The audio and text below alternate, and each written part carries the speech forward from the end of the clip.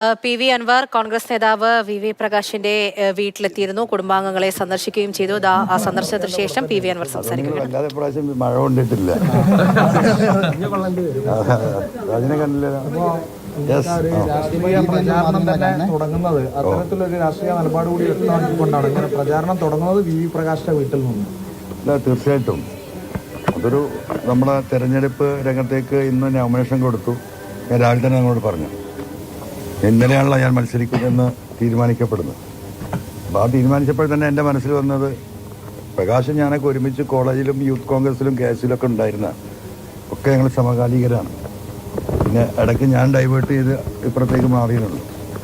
നമ്മളൊരു പഴയകാല സുഹൃത്ത്, കോളേജ് സുഹൃത്ത്, കഴിഞ്ഞ തെരഞ്ഞെടുപ്പിലെ നമ്മളെ ഒപ്പോണൻറ്റ് കാൻഡിഡേറ്റ്, ആ നിലക്ക് ഇവിടെ വരിക, സ്മിതയും കുട്ടികളെയും കാണുക എന്ന് എത്രയേ ഉദ്ദേശമുള്ളൂ.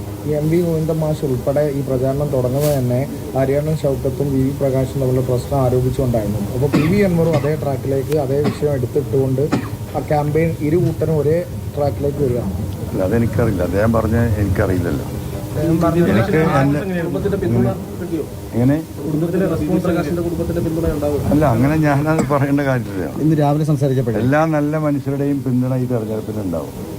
അതിന് സ്വാഭാവികമായിട്ടും പ്രകാശിന്റെ കുടുംബം ഉൾപ്പെടുമല്ലോ. അത്രയല്ലേ അതിനെ കുറിച്ച് പറയാൻ പറ്റുള്ളൂ. കഴിഞ്ഞ തെരഞ്ഞെടുപ്പിൽ വി പ്രകാശിന് എന്താ സംഭവിച്ചത് താങ്കൾ പറഞ്ഞു രാവിലത്തെ പത്രസമ്മേളനത്തിൽ സൂചന നൽകിയത്. അപ്പോൾ അത് നിലനിൽക്കുന്നുണ്ടോ? അത് അല്ല, ഞാനിങ്ങനെ എന്താ പറയാ, വസ്തുതാപരമായ കാര്യങ്ങളല്ലേ പറഞ്ഞത്.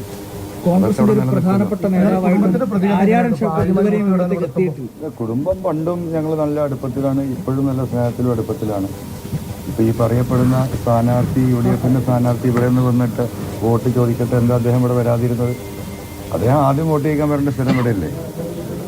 അതിൻ്റെ ധാർമ്മിക ഉത്തരവാദിത്വം അദ്ദേഹത്തിനല്ലേ? പിന്നെന്താ വരാതിരുന്നത്? ഇപ്പോഴും എന്താ ഈ ഗേറ്റ് കയറാൻ കഴിയാത്തത്? അതെ, അങ്ങനെ പലതും ഉണ്ടാവും.